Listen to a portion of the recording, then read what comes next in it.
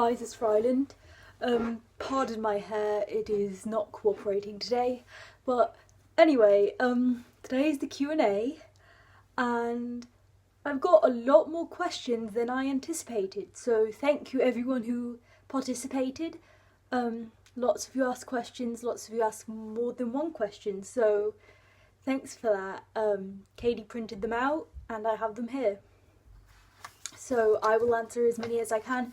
Some might be for other authors, they can come out and answer those. First question, and I have the dog here if you're wondering what I'm doing off camera. First question. As a DID system, how do you feel about people who want to write a book on DID? How would you suggest someone go about it, if at all? Actually, as somebody who has a lot of people who write in the system, Katie has thought about writing about DID as well. I don't think it would be a bad thing writing about it. I think it would be a good thing if it's done correctly and done well. Whether fictional or non-fictional, it could help to break the stigma if done in the proper way. So as long as it's not depicted as something to be afraid of, but also not depicted as some like fun quirky party trick, because it is something scary for the person experiencing it, but it shouldn't be something that other people should be afraid of, if that makes sense. I would just do as much research as you possibly can before writing, even if it's fictional, to make it as realistic as possible. Just do as much research as you can, talk to as many people as you can, and yeah, probably run it by somebody who has DID before you actually go through with it. Like, maybe run it by someone you know with DID, or even one of us, or a channel you watch besides us, another channel, saying, you know, here's what I was thinking, do you think this is a good idea, and if not, how would you suggest to do it better? Can you please tell us how your therapist promotes integration within your system? That's a great question. Our therapist currently, she's never worked with DID before, so she kind of lets us, I guess, lead how we want. Like when Libby said that she felt ready to integrate, our therapist was supportive, and she tries to help make integration less scary for those who are afraid of it, but she does not try and force it on anyone like therapists have in the past. And she's just very supportive of whatever we feel we need. I don't know if that really answers the question or not. If that didn't answer it well, I'll try and answer it better in a comment if you feel like I didn't answer it well enough, whoever left that question. Do the authors come out whenever you want them to, or do they require a trigger of some sort? So if I needed Jake to come out, for example, I could ask him to come out, and then most likely he'd be able to after a few minutes. But if he can't, then that happens sometimes too. But typically the reason a switch occurs isn't because somebody asks an author to come out. It's typically because an author is needed. And if I were to ask Jake to come out, it would typically be because he's needed. So the trigger is there along with the request, if there is a request. So normally there is a trigger. It could be a negative or positive one. And we don't always know what the trigger is. Asking for an author to come out could be a trigger. Sometimes just hearing my own name triggers me to come out. Even if they weren't asking for me, hearing my name can trigger me to come out unintentionally. How can there be an original who's different from the host? That's a good question. So the original is basically the root who every author has split off from. I think a lot of people don't really understand that DID is not a bunch of people who were added to the original personality. It's not like there's extra people. It's like the one original person has split off into different parts who develop into more well-rounded people, but technically we are still all part of the same person. So the host is just what we call the person who fronts the most. It does not have to be the original, even though in many cases it is. In our case it's not. With dissociation, can you remember slight moments of when alters are out, or is it different between people? Sometimes there is co-consciousness.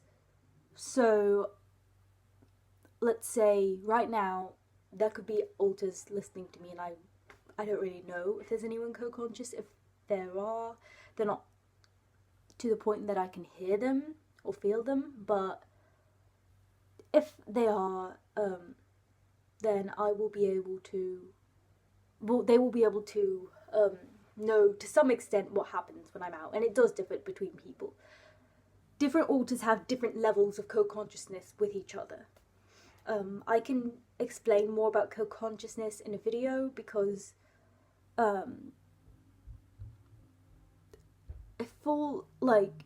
there's varying levels of co-consciousness to where, one, I see everything that happens and I know everything that the person's doing, but I'm not controlling it, to I see bits and pieces and I hear certain words, but it's a very vague idea of what's going on, if that makes sense. How do you guys wish people would act when you told them you have DID? It's a good question also. There's a lot of good questions. All I would really want is for people to, first of all, ask questions rather than make assumptions. Because I feel like a lot of people are too shy to ask questions about it. And so instead they just assume things which are a lot of the time incorrect. Like, they're afraid to ask about dangerous alters. So instead, they just assume that we're going to hurt them. So asking questions is good. Having an open mind. And just not being afraid, I guess. Basically how Emma reacted. She had a really good reaction. The best we could really hope for. Do you always have an inner world? No. We didn't always have an inner world because when we were very young and the trauma was happening, and I know this mainly because of Little Ryland, all I remembered was the trauma. All I knew was trauma. There was no other, like, when the trauma wasn't happening, I didn't exist. I was unconscious. I didn't know that there were other people. I didn't know that there was anything outside of it. I didn't know that time had passed in between the last time I was out and this next time. I thought that it was just continuously being traumatized. So no, there was not always an inner world. I don't know when it first started to develop, and I don't know if I had access to it when it first started to develop, or when I gained access to it, but I know that it did not always exist. Fun fact, I used to be an insider, so for a very long time, when the inner world was there, I did not come out. I was an insider.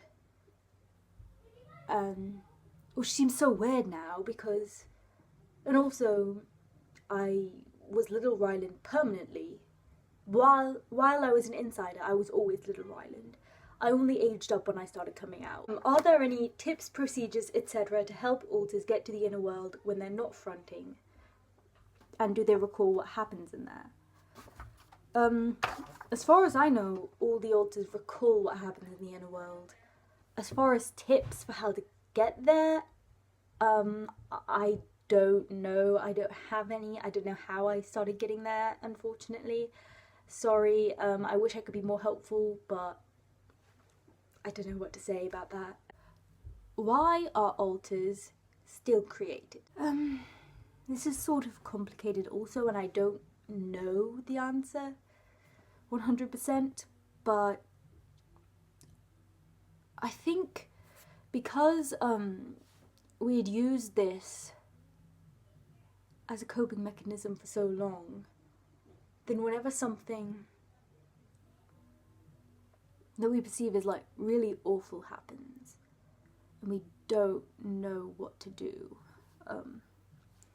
our first defense is to split. That's the best explanation I can give. How do you feel when you appear? Do you have any memories or anything? When I first got here, I had some memories.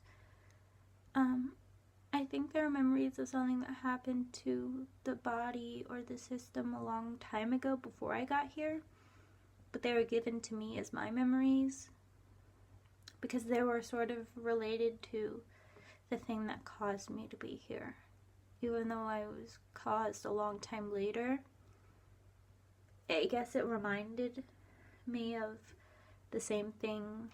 So those were my memories, and they're mine now. Nobody else remembers them now. So that's what happened, and I did have memories. Oh, also,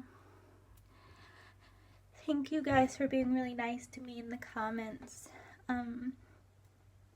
Made me feel a lot better, and I was scared that you guys would think that I was like a baby or something, or like that I did a really bad job, and everyone was really nice, so it made me really happy, so thank you. That's all. Are you there to do a specific job and integrate when you're no longer needed, or do you get to choose to stay? Now, this is something that has changed since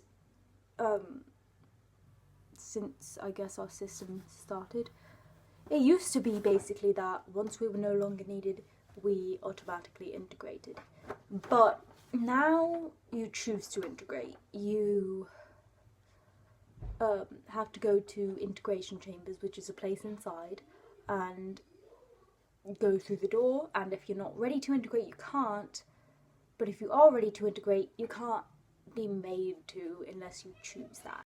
How do you know if you're aware of all of the alters? I don't. There's no way of really knowing if there are alters that we are not aware of.